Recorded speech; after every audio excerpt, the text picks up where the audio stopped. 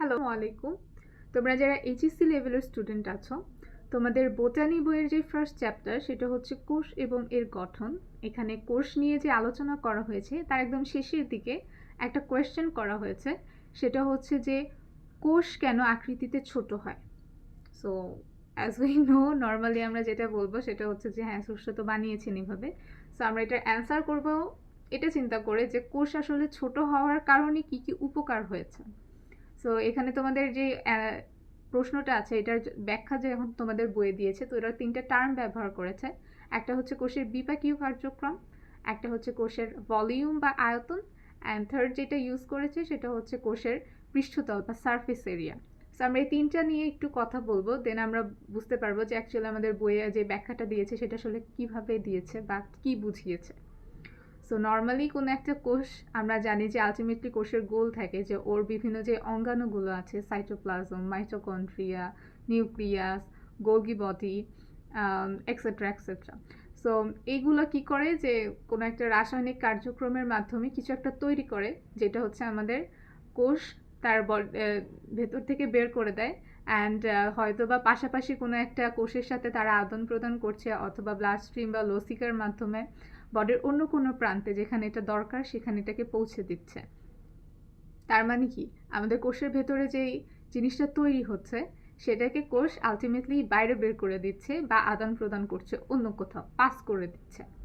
তো এখানে আমাদের আয়তন এবং পৃষ্ঠতল যেভাবে কাজ করে সেটা আসলে আমরা একটু বুঝি। আয়তন নর্মালি হচ্ছে, আমরা জানি যে দৈর্ঘ্য, প্রস্থ, উচ্চতা তিনটাকে যদি আমরা গুণ করি ম্যাথমেটিক্যালি হিসেব করলে সেটা হচ্ছে আয়তন। অ্যান্ড যদি আমরা বায়োলজিক্যালি বা ভিজুয়ালি একটু চিন্তা করি, সেটা হচ্ছে যে কোনো একটা জিনিস সেটার অভ্যন্তরীণ যেটুকু, এই পুরোটা হচ্ছে তোমার আয়তন। অ্যান্ড তার বাইরে এটাকে ঘিরে যে লেয়ারটা, আয়তনের যে শেপটা দিচ্ছে এই জিনিসটার, সেটা হচ্ছে ওর পৃষ্ঠতল, অর্থাৎ বাইরের অংশটুকু। এখন কোষের আয়তন এবং পৃষ্ঠতলের মধ্যে সম্পর্ক কি? কোষের আয়তনের ব্যাপারটা যদি আমরা বলি বা ভলিউমের ব্যাপারটা যদি বলি, ভলিউমের মধ্যেই কিন্তু আসলে কোষের যে অঙ্গাণুগুলো থাকে যারা বিপাকীয় কার্যক্রমে অংশগ্রহণ করছে তারা থাকে।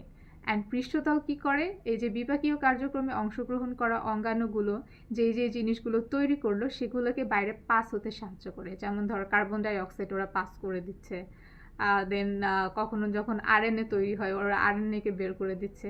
সো এরকম এরকম।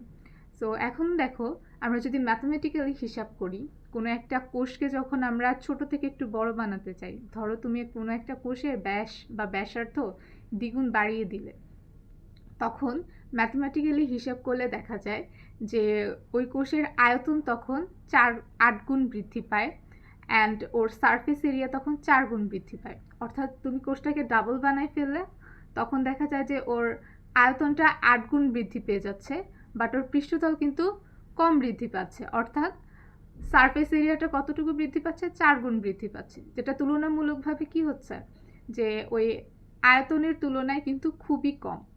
এখন আয়তনে অনেক বেশি ম্যাটেরিয়াল আছে, ও অনেক কিছু তৈরি করতেছে, বাট তোমার সারফেস এরিয়া সেটাকে পাস করতে পারছে না, কারণ যে পরিমাণ সারফেস এরিয়া ওই আয়তনটার যেই বস্তুগুলো তৈরি হচ্ছে ওখানে পাস করার জন্য দরকার, ওই পরিমাণ সারফেস এরিয়া তোমার বাড়ছে না যখন তুমি কোনো একটা কোষকে বড় বানাচ্ছ।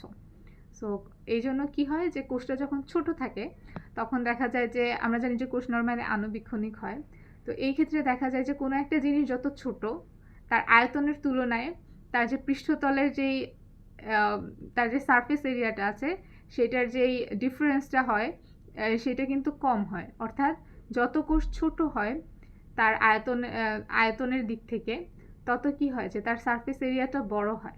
কোষ ছোট মানে সারফেস এরিয়া বেশি, আর সারফেস এরিয়া বেশি মানে সারফেস এরিয়া তার যে কাজটা, অর্থাৎ কোষ থেকে জিনিসগুলোকে পাস করে দেওয়া, কোষের যেটা আলটিমেট গোল সেটা সার্ভ করতে বেশি হেল্প হয়।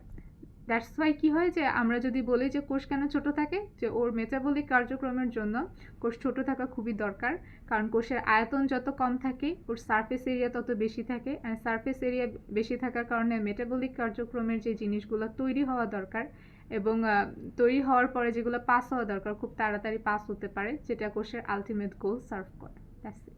আল্লাহ হাফেজ।